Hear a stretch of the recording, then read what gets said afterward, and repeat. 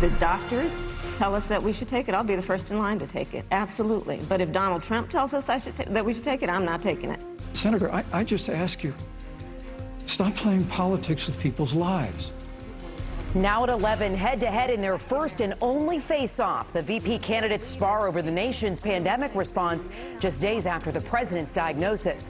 Thanks for joining us tonight at 11. I'm Natalie Pascarella. And I'm David Ushery. There was 12 feet, plexiglass, and a long list of issues separating Vice President Mike Pence and Senator Kamala Harris on tonight's debate stage. Coronavirus dominated the mostly civil discussion with more than 500 mentions in just 45 minutes. Right now, government affairs reporter Melissa Russo is in the newsroom to break down the back and forth. Melissa? Well, first of all, David and Natalie, our heads are not all spinning like they were after last week's presidential debate. They were able to get a word in edgewise. They were able to have some discussions of the issues.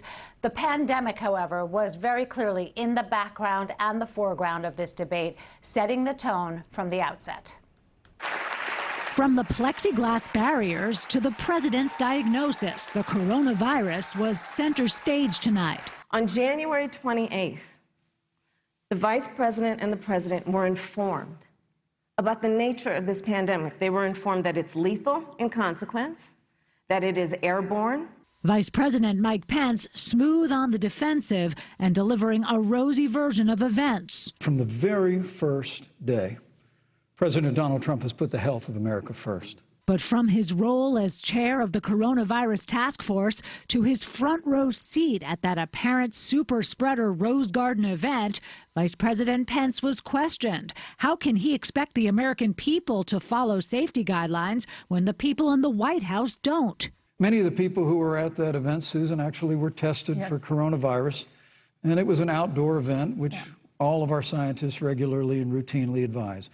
The difference here is President Trump and I trust the American people to make choices in the best interest of their health. Let's talk about caring about the American people. The American people have had to sacrifice far too much because of the incompetence of this administration. When Senator Kamala Harris expressed concern about the administration's stewardship of a vaccine, if the public health professionals, if Dr. Fauci, if the doctors tell us that we should take it, I'll be the first in line to take it. Absolutely. But if Donald Trump tells us that we should take it, I'm not taking it. Pence pounced.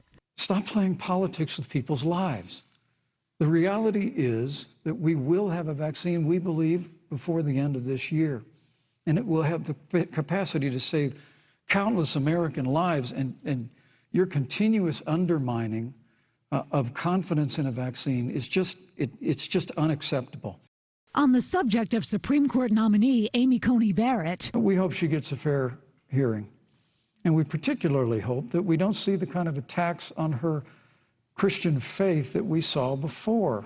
Joe Biden and I are both people of faith, and it's insulting to suggest that we would knock anyone for their faith. If Judge Amy Coney Barrett is confirmed to the Supreme Court of the United States, are you and Joe Biden, if somehow you win this election, going to pack the Supreme Court to get your way? Kamala Harris was ready with a swipe at President Trump's appointments to the federal bench. Of the 50 people who President Trump appointed to the Court of Appeals for lifetime appointments, not one is black. But overall, a far more civil debate than last week's, even when there were disagreements. Joe Biden has been very clear.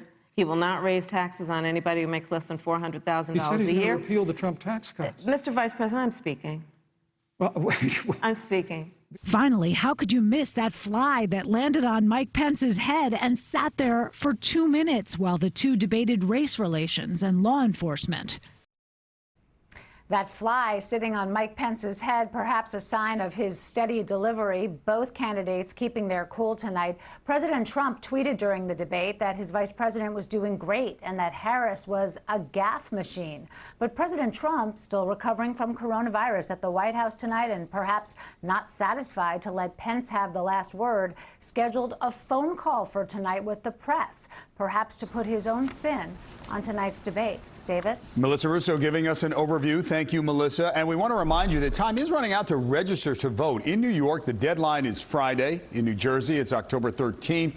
And in Connecticut, the deadline is October 27th if you register online, but you can also register in person on Election Day.